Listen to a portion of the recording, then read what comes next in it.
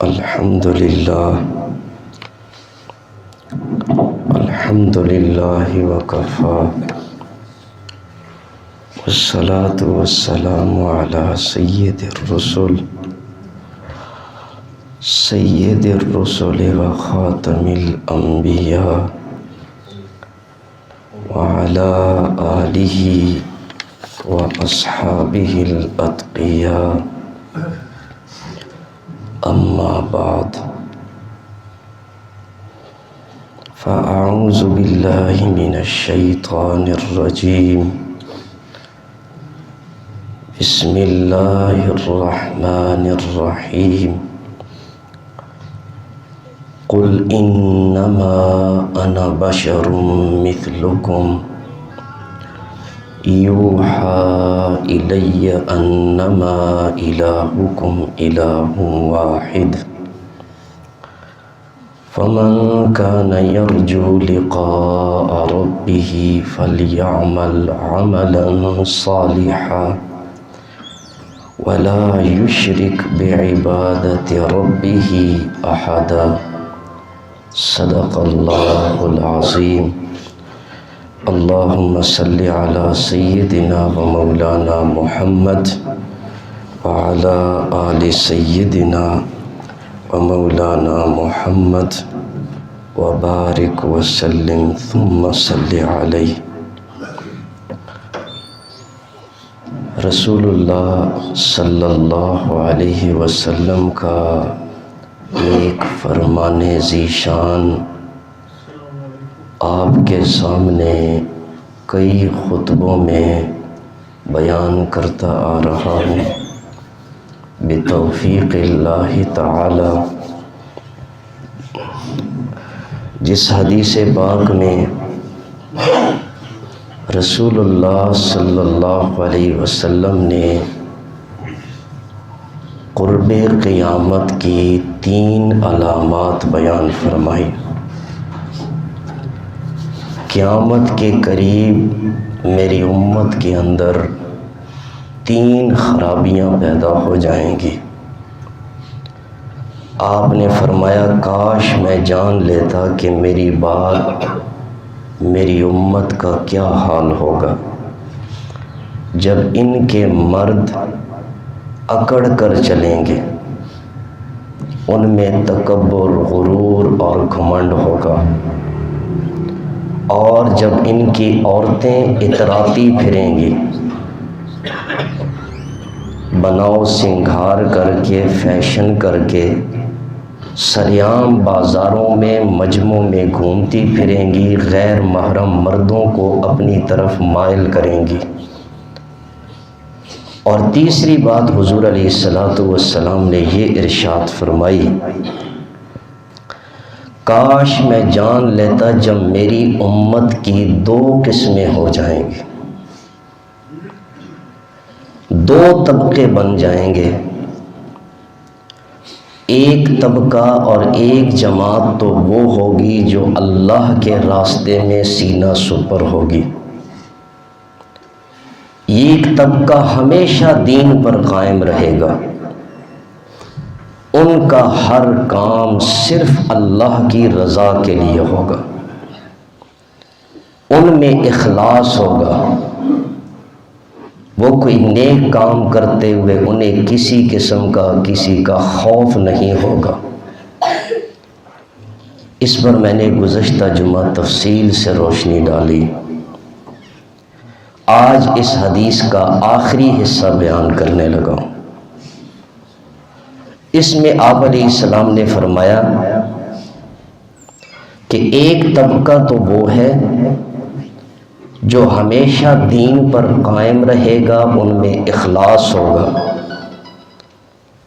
اور دوسرا طبقہ وہ ہوگا جو ہر کام ہی غیر اللہ کے لیے کرے گا، ان کا ہر کام غیر اللہ کی خوشنودی کے لیے ہوگا، کسی سے اچھا سلوک کریں گے تب بھی غیر اللہ کی رضا مقصود ہوگی، کوئی نیک عمل کریں گے تب بھی غیر اللہ کی رضا اور خوشنودی مقصود ہوگی، ان میں اللہ کی رضا نہیں ہوگی، ان میں اخلاص کا فقدان ہوگا۔ اور اخلاص کی ضد کیا ہے؟ ریاکاری۔ ان لوگوں کے اندر ریاکاری ہوگی، ان کا ہر کام دکھلاوے کے لیے ہوگا۔ حضور نے فرمایا قرب قیامت ایک جماعت وہ بھی ہوگی۔ اور آپ جانتے ہیں کہ ریاکاری کتنا بڑا جرم ہے۔ جس طرح اخلاص یہ اعمال میں سب سے زیادہ ایک قیمتی اور وزنی چیز ہے، اور میں نے گزشتہ جمعہ عرض کیا تھا اخلاص ایمان کی زینت ہے اور اہل ایمان کا زیور ہے۔ مومن کا عمل اخلاص سے خوبصورت بنتا ہے۔ جتنا اخلاص کی اہمیت ہے اتنی ہی زیادہ ریاکاری کی مذمت ہے۔ حدیث پاک میں حضور علیہ الصلوۃ والسلام نے ارشاد فرمایا ان یسیر الریاء شرک، عمل میں تھوڑی سی بھی ریاکاری آ گئی تو یہ شرک بن جائے گا۔ نماز ہے، ہم اللہ کے لیے پڑھتے ہیں، عبادت ہے، لیکن کوئی بندہ نماز اس لیے پڑھ رہا ہے کہ فلاں بندہ مجھے دیکھ رہا ہے، میں اس میں خشوع اور خضوع اختیار کروں، وہ کہے گا یہ تو بڑی اچھی نماز پڑھتا ہے۔ اب نماز تھی کس کے لیے؟ اللہ کے لیے تھی، لیکن اللہ کی رضا کے ساتھ ساتھ کس کی رضا شامل ہو گئی؟ بندے کی رضا۔ تو اس میں گویا اللہ کی عبادت میں بندے کو شریک کر لیا، یہ ریاکاری بن گئی۔ ایک بندہ حج کرتا ہے، عظیم عبادت ہے، اللہ نہ کرے کوئی بندہ حج اس مقصد کے لیے کرتا ہے، لوگ کہیں گے اللہ نے دیکھیں اس کو مال دیا تھا اور اس نے حج پہ خرچ کیا، کتنا خوش قسمت ہے۔ دل کے اندر یہ نیت بنی ہوئی ہے تو اس کا یہ حج کیا ہے؟ ریاکاری ہے۔ قرآن پاک کی تلاوت کثرت سے کرتا ہے، لیکن اس کی نیت یہ ہے کہ لوگ مجھے دیکھ کر کہیں گے یہ تو بڑی تلاوت کرنے والا بندہ ہے، قرآن سے اس کی بڑی محبت ہے۔ اس عمل میں اس نے بندے کو ساتھ اللہ کے شریک کر لیا، اس لیے فرمایا کہ تھوڑی سی ریاکاری بھی اگر عمل کے اندر آ گئی، غیر اللہ کی خوشنودی کے لیے کوئی عمل کر لیا، حضور نے فرمایا یہ شرک کے زمرے میں آئے گا۔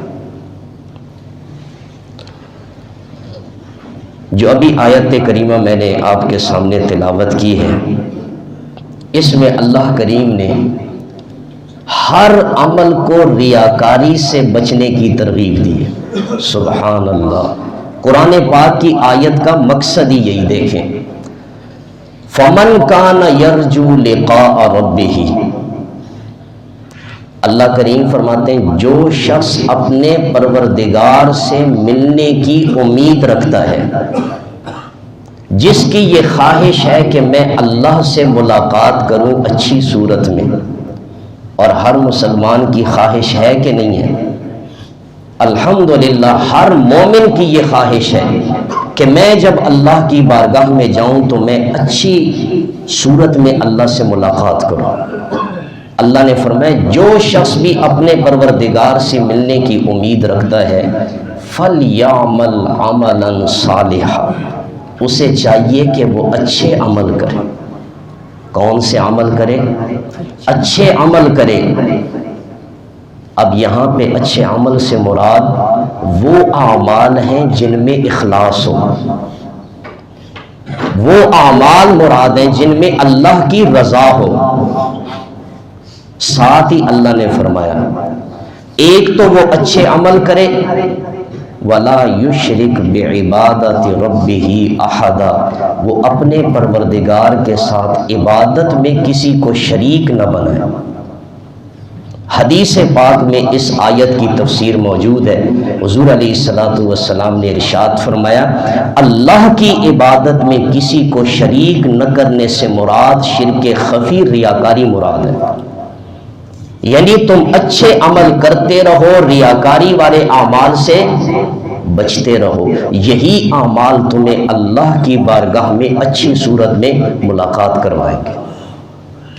تو اس آیت میں اللہ نے اعمال کے اندر اخلاص کی ترغیب دی، ریاکاری سے بچنے کی تلقین کی ہے کہ تمہارے اعمال میں کسی قسم کی ریاکاری نہ ہو۔ اگر ریاکاری آ گئی تو وہ عمل ناقابل قبول ہے۔ تو میں حدیث سنا رہا تھا کہ رسول اللہ صلی اللہ علیہ وسلم نے ارشاد فرمایا کہ آخری دور میں ایک بڑی جماعت ایسی ہوگی، ایک بڑا طبقہ ایسا ہوگا جن کا ہر کام غیر اللہ کے لیے ہوگا، جن کا ہر کام کا مقصد غیر اللہ کی خوشنودی ہوگی۔ نمازیں بھی پڑھائیں گے، دینی تعلیم بھی دیں گے، دینی تحریکیں بھی چلائیں گے، اذانیں بھی دیں گے، مساجد کی تعمیر بھی کریں گے، مساجد کی خدمت بھی کریں گے، مسجد میں بیٹھ کے اللہ اللہ بھی کریں گے، لیکن یہ جتنے بھی کام ہوں گے ان سب کا مقصد دنیا کا مال و متاع ہوگا۔ ان تمام کاموں کا مقصد دنیاوی وجاہت ہوگی، ان تمام نیک کاموں کا مقصد دنیا کا منصب ہوگا، ان تمام کاموں کا مقصد دنیا کی شہرت ہوگی، ان تمام کاموں کا مقصد لوگوں کے سامنے اپنا نام بنانا ہوگا۔ اور آج ہم اگر اس حدیث پاک کو سامنے رکھیں تو آپ میری اس بات کی تائید کریں گے کہ اس چیز کا آج ہم مشاہدہ کر رہے ہیں، اخلاص کا کتنا فقدان ہو چکا ہے۔ اور شیطان بھی بندے کے ساتھ ہے۔ خدا جانتا ہے جب بندہ اچھا عمل کرتا ہے نا، شیطان کو بڑی تکلیف ہوتی ہے۔ وہ یہ کبھی نہیں چاہتا ہے کہ کوئی مسلمان اچھا عمل کرے اور وہ اللہ تک پہنچ جائے۔ پہلے تو عمل سے روکتا ہے، نماز پڑھیں نا، سردی ہے، سردی میں آپ وضو کریں گے، پہلے تو نماز پڑھنے نہیں دے گا، وساوس ڈالے گا، پہلے تو وہ مسجد میں خرچ کرنے کی ترغیب ہی نہیں دیتا۔ قرآن کیا کہتا ہے؟ یعدکم الفقر، وہ تمہیں فقر سے ڈراتا ہے۔ مسجد پہ خرچ کرو گے تو خود کیا کرو گے؟ مدرسوں میں پیسے دو گے تو خود کیا کرو گے؟ غریب ہو جاؤ گے۔ وہ بندے کو تنگ دستی سے ڈراتا ہے۔ اگر بالفرض کوئی بندہ مسجد پہ خرچ بھی کرنے لگتا ہے، اگر بالفرض کوئی بندہ نماز پڑھنے بھی لگتا ہے، تو یہ آ کے ریاکاری کے عمل سے اس بندے کے عمل کو برباد کر دیتا ہے۔ اس طریقے سے شیطان بندے کے اعمال کو ضائع کرنے کی کوشش میں لگا ہوگا۔ اس لیے خدا را اپنے اعمال کو اللہ کے ہاں محفوظ کرنے کی کوشش کریں اور اس کا سب سے بہترین طریقہ اپنے عمل میں اخلاص پیدا کریں، اس میں کسی قسم کی ریاکاری نہ ہو۔ آپ مساجد پہ خرچ کرتے ہیں، جو خرچ کر لیا بس کہہ دو اس کا اجر میرا اللہ مجھے دے گا۔ مدرسے پہ پیسہ خرچ کر لیا، اس کا اجر بندوں سے نہیں، کس سے لینا ہے؟ اللہ سے لینا ہے۔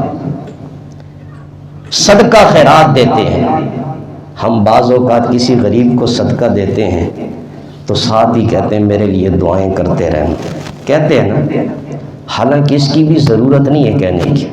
اللہ دیکھ رہا ہے آپ نے جس مقصد کے لیے صدقہ دیا ہے، اللہ جانتا ہے ادھر صدقہ دینے کی دیر ہے، ادھر اللہ کریم آپ کی خواہش پوری فرما دیں گے۔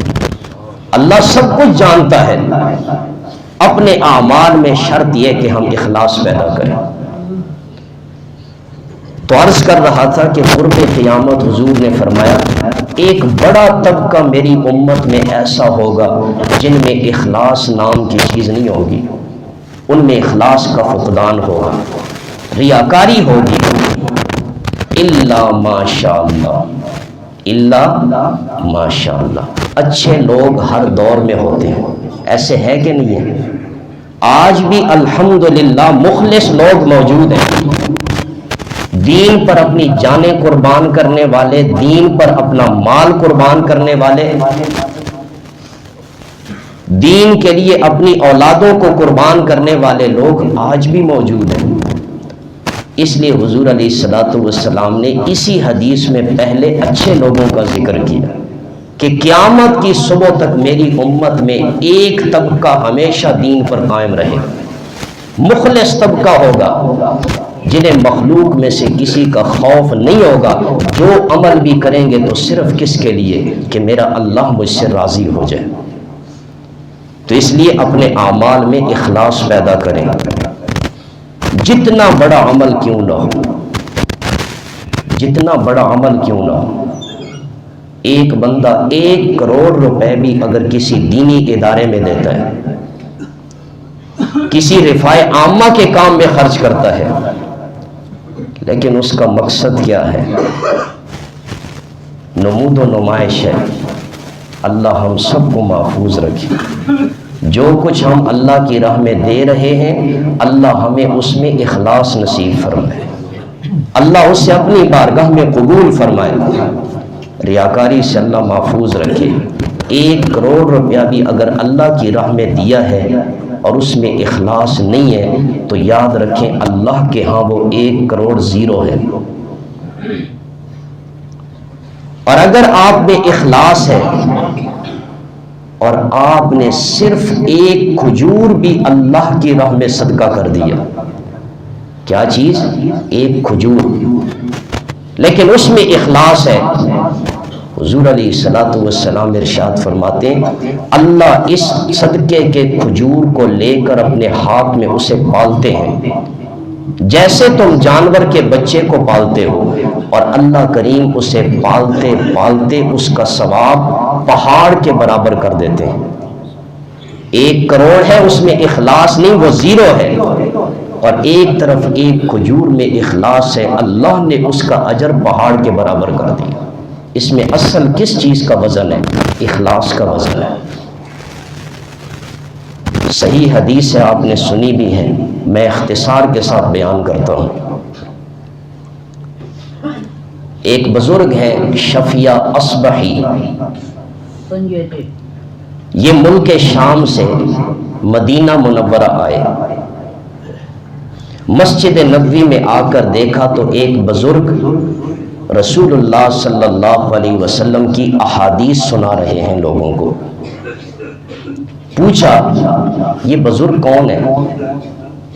بتانے والے نے بتایا یہ مشہور صحابی سیدنا ابو ہریرہ ہیں رضی اللہ تعالی عنہ۔ ان کی مجلس میں بیٹھ گئے، درس حدیث سنتے رہے۔ جب مجلس برخاست ہو گئی تو آ کر حضرت ابو ہریرہ سے ملاقات کی، اور ملاقات کے بعد درخواست کی کہ مجھے بھی حضور کی کوئی حدیث خاص طور پر سنائیں، میں بڑا دور کا سفر کر کے آیا ہوں۔ حدیث میں آتا ہے حضرت ابو ہریرہ رضی اللہ تعالیٰ عنہ نے فرمایا کہ میں تمہیں حضور کی ایک حدیث سناتا ہوں۔ اتنے میں یہ بات کہتے ہوئے حضرت ابو ہریرہ بے ہوش ہو گئے۔ یہ حدیث قابل توجہ ہے، سنیں۔ کچھ دیر کے بعد حضرت ابو ہریرہ ہوش میں آئے اور پھر فرمایا کہ میں تمہیں حضور کی ایک حدیث سناتا ہوں جو میں نے حضور سے سنی ہے، اور اس وقت حضور کے پاس صرف میں ہی موجود تھا۔ اتنا کہہ کر حدیث سنانے لگے، پھر بے ہوش ہو گئے۔ صحابہ ریاکاری والے عمل کو سن کر بھی اس سے بے ہوش ہو جاتے تھے کہ اللہ کے ہاں اس پہ کتنی سخت وعید ہے۔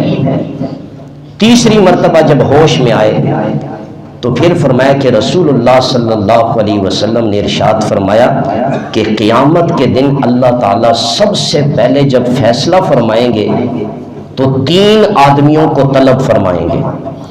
یہ کہہ کر حضرت ابو ہریرہ پھر بے ہوش ہو گئے۔ پھر جب ہوش میں آئے تو روتے روتے اس بزرگ کے سامنے حدیث بیان فرمائی کہ حضور نے فرمایا 3 آدمی ہیں، اللہ سب سے پہلے ان کا فیصلہ فرمائیں گے، ان میں سے ایک قرآن کا عالم اور قاری ہوگا، دوسرا شہید ہوگا اور تیسرا سخی آدمی ہوگا، اور تینوں کے دنیا میں بڑے نام ہوتے ہیں۔ اللہ کریم پوچھیں گے سخی سے، آ جائیں، آپ نے کیا عمل کیے ہیں؟ وہ کہے گا یا اللہ تو نے مجھے مال دیا تھا، میں نے اس مال کو تیری راہ میں بے دریغ خرچ کیا تھا، میں نے غرباء پر، مساکین پر، مساجد پر، مدارس پر خرچ کیا تھا۔ اللہ کریم فرمائیں گے میرے بندے تو جھوٹ بول رہا ہے، میں دلوں کے حالات جانتا ہوں، تو نے یہ مال میری رضا کے لیے خرچ نہیں کیا تھا، تیرا مقصد یہ تھا کہ لوگ میری تعریف کریں کہ یہ بڑا سخی ہے، تیرے دل میں نیت یہ تھی۔ اور میرے بندے لوگوں نے تیری سخاوت کی تعریف کر دی ہے، لوگوں نے دنیا میں تیری واہ واہ کر دی ہے، فلاں حضرت صاحب تو بڑی مساجد پہ خرچ کرنے والی شخصیت ہے، بڑی مسجد کی خدمت کرتے ہیں، بڑے سخی آدمی ہیں، تیری واہ واہ دنیا میں ہو گئی، میرے پاس اس عمل کے لیے تیرے لیے کچھ بھی باقی نہیں رہا۔ اللہ فرشتوں کو حکم دیں گے اس کو پکڑ کر سیدھا جہنم میں ڈال دو۔ سخاوت کتنا بڑا عمل ہے، اللہ کی صفت ہے جواد، وہ بندے کی سخاوت کو پسند کرتا ہے، اگر اس سخاوت میں ریاکاری آ گئی وہ سخاوت زیرو ہے۔ پھر اللہ کریم شہید کو بلائیں گے، پوچھیں گے عمل کس لیے کیے تھے؟ وہ کہے گا یا اللہ میں نے یہ تیری دی ہوئی جان تیری راہ میں قربان کی تھی۔ اللہ کریم فرمائیں گے تو جھوٹ بولتا ہے، تو نے یہ شہادت کا رتبہ حاصل کرنے کے لیے تیرا مقصد کیا تھا؟ جرت اور بہادری دکھانا، مجھے تمغے ملیں گے، دنیا میں تیری یہ شہرت، یہ تیری تعریفیں ہو گئی، آج میرے پاس تیرے اس عمل کے لیے کچھ بدلہ باقی نہیں رہا۔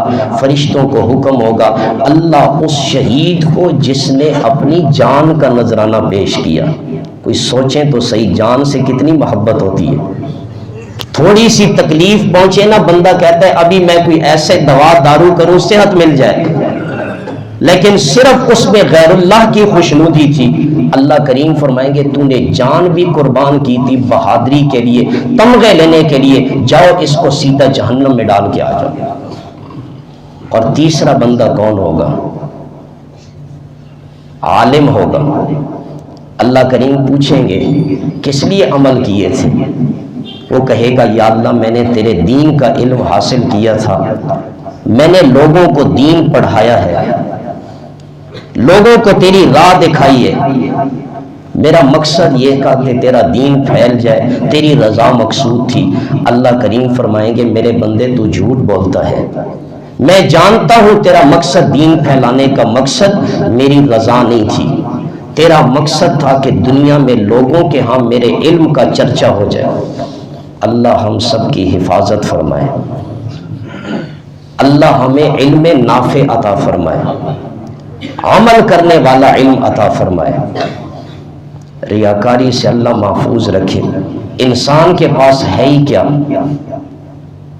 انسان کا اپنا کمال ہی کیا ہے؟ اس کے پاس تو جو کچھ بھی ہے، علم بھی ہے، عزت بھی ہے، صحت بھی ہے، جوانی بھی ہے، سب کس کی عطا ہے؟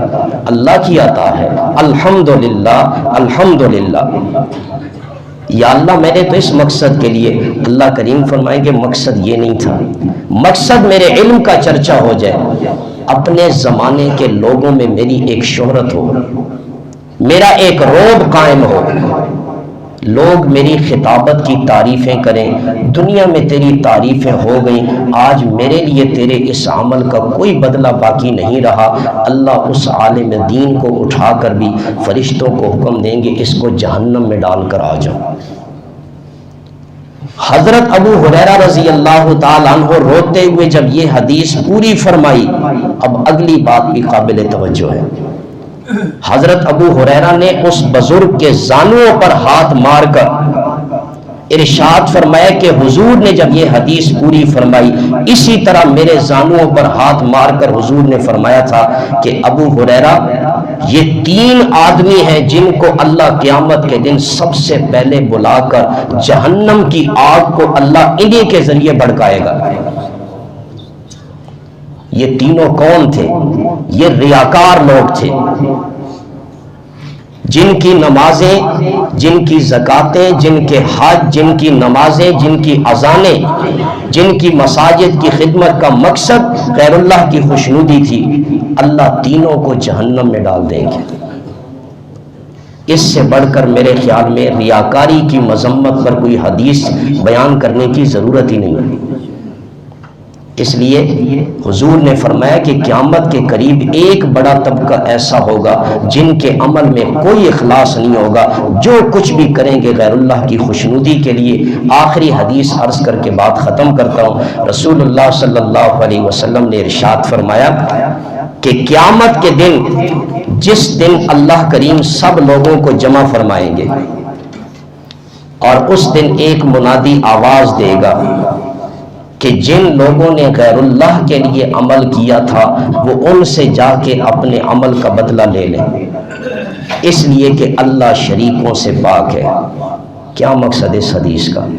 جنہوں نے نماز پڑھی تھی غیر اللہ کے دکھاوے کے لیے، اذانیں دی تھی غیر اللہ کے دکھاوے کے لیے، رفاہی ادارے بنائے تھے دنیا کی شہرت کے لیے، صدقہ خیرات غریبوں پہ کیا تھا احسان جتلانے کے لیے، ریاکاری کے لیے، مساجد تعمیر کیے تھے، مدرسے تعمیر کیے تھے صرف لوگوں کو دکھانے کے لیے، فرمایا تم نے اس عمل میں غیر اللہ کو شریک کر لیا، اس لیے جاؤ انہی سے اس عمل کا بدلہ لے لو، اللہ کے ہاں تمہارے اس عمل کا کوئی بدلہ باقی نہیں رہا۔